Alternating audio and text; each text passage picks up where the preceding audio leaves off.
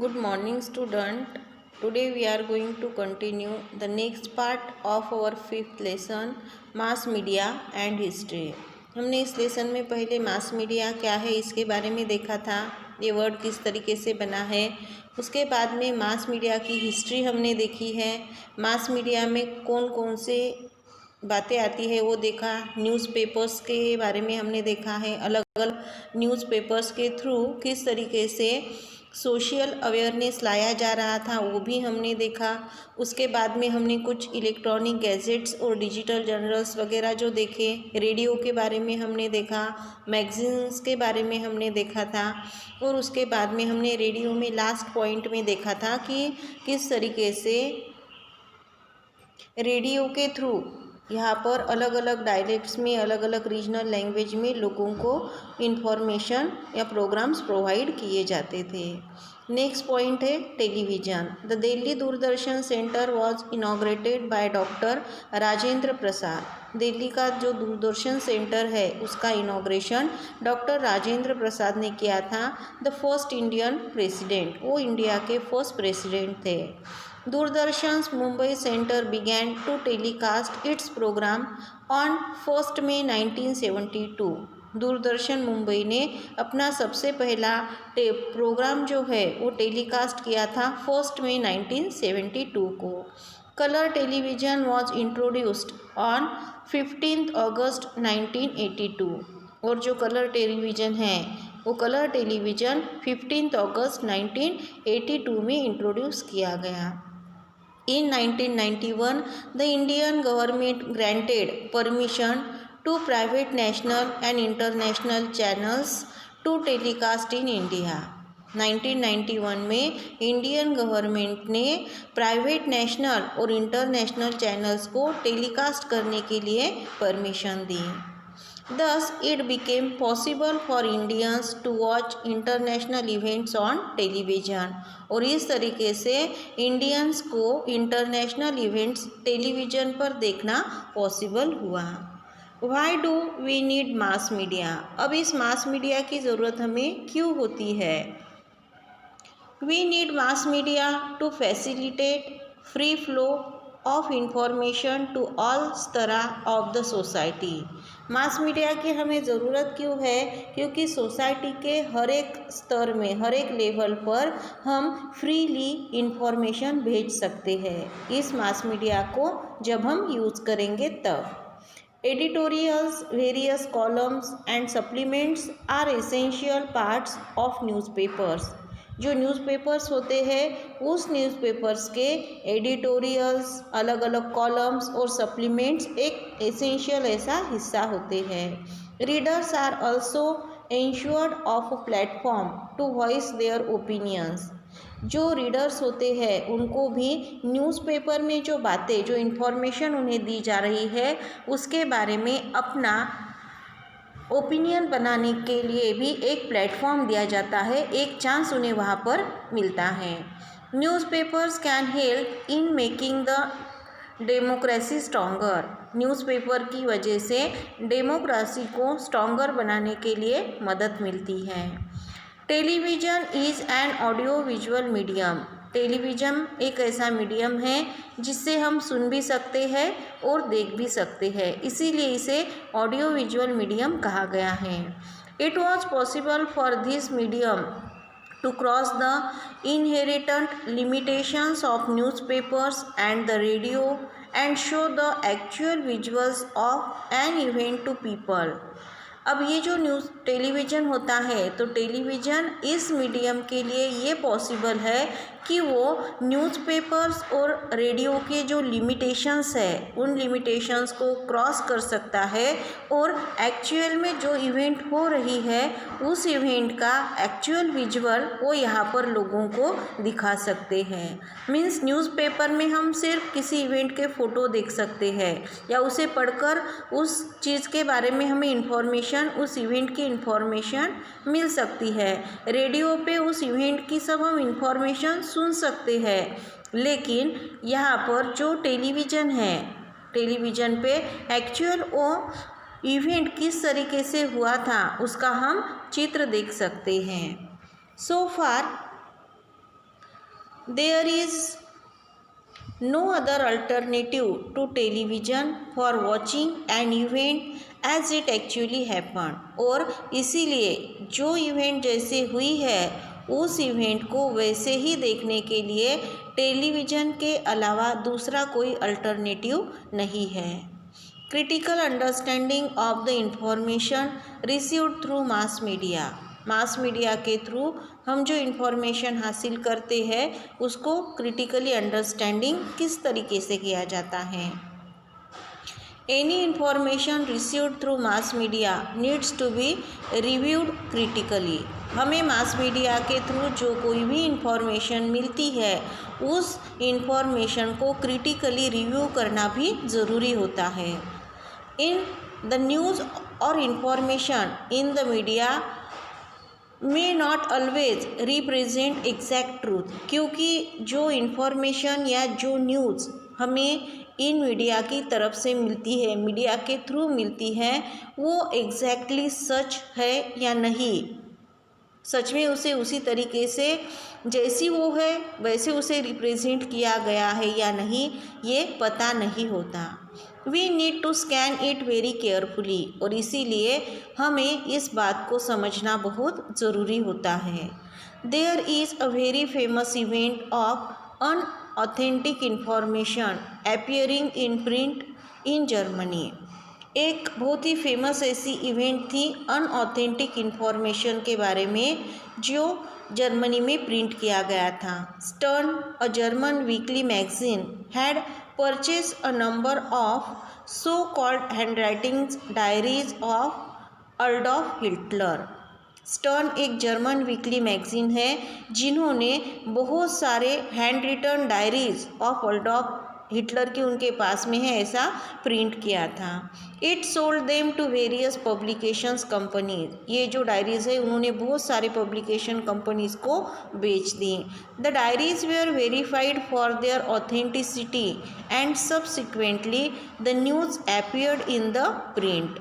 और ये जो डायरीज़ है बाद में उनकी ऑथेंटिसिटी मीन्स सच में वो अडोल्फ हिटलर की है या नहीं इसके बारे में उसका वेरिफिकेशन किया गया और जो न्यूज़ थी वो न्यूज़पेपर में प्रिंट की गई। However later those diaries were proved to be forged. और लेकिन बाद में जब उन डायरीज़ का वेरिफिकेशन किया गया तो बाद में वो जो डायरीज़ है वो सही नहीं थी। It becomes apparent from this example that we need to be very careful about the information published by the media। अब इस इवेंट से इस न्यूज़ से हमें ये पता चलता है कि इस एग्जाम्पल से हमें पता चलता है कि जो कोई भी इंफॉर्मेशन मीडिया के थ्रू यहाँ पर पब्लिश की जाती है सबसे पहले उसे वेरीफाई करना ज़रूरी होता है। Next point, mass media and professional opportunities। Newspapers have to fulfill the task of providing fresh news to the readers। Newspapers क्या करते हैं, रीडर्स जो है उन्हें फ्रेश ऐसे न्यूज़ देने का काम करते हैं। It is also necessary to unfold the background of an event in the news.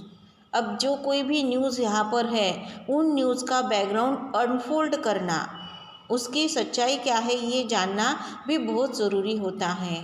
Eight such times newspapers have to resort to history. और ऐसे टाइम पे न्यूज़पेपर्स जो है उन्हें उनकी हिस्ट्री पता होनी चाहिए।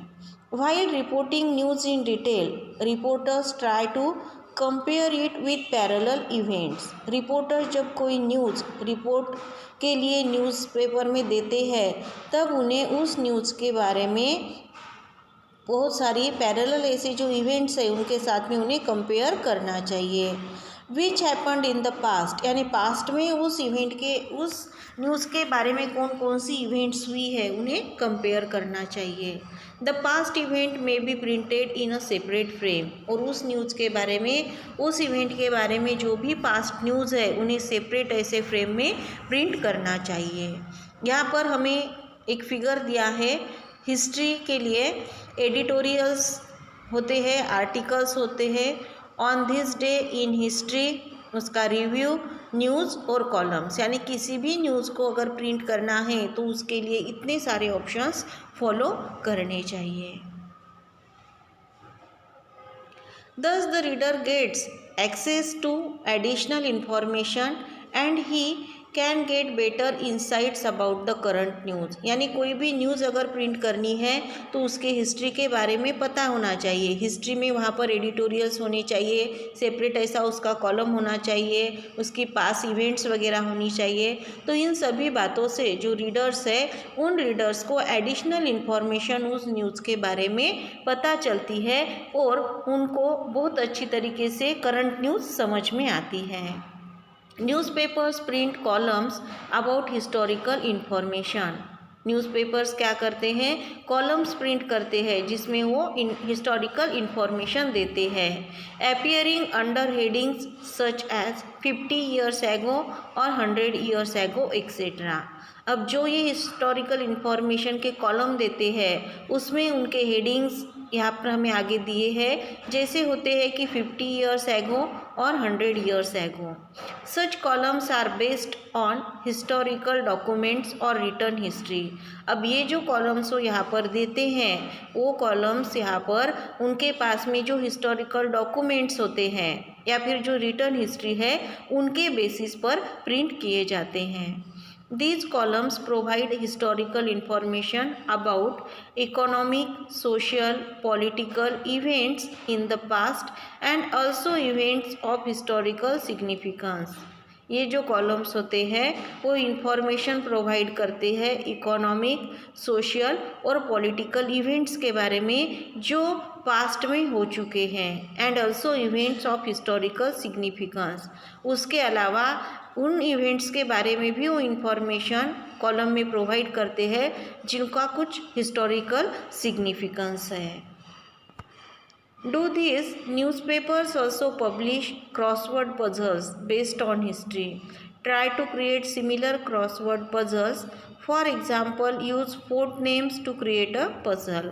हिस्ट्री में न्यूज़पेपर्स में कुछ क्रॉसवर्ड पजल्स दिए जाते हैं जो हिस्ट्री पे बेस हो। आप भी ऐसे सिमिलर क्रॉसवर्ड पजल क्रिएट कर सकते हैं और उसके लिए जैसे आपको एग्जांपल दिया है कि आप फोर्ट के नेम्स वगैरह होंगे तो उसका क्रॉसवर्ड पजल बना सकते हैं। Newspapers occasionally publish supplements to the regular edition और स्पेशल इश्यूज़। न्यूज़पेपर्स जो होते हैं वो ऑकेजनली कुछ सप्लीमेंट्स यहाँ पर या सप्लीमेंट पब्लिश करते हैं उनके रेगुलर एडिशन को या फिर स्पेशल इश्यूज़ अगर हो, कोई स्पेशल इवेंट हो तो उस वक्त। For example, world war first commenced in 1914। First world war कब हुआ था?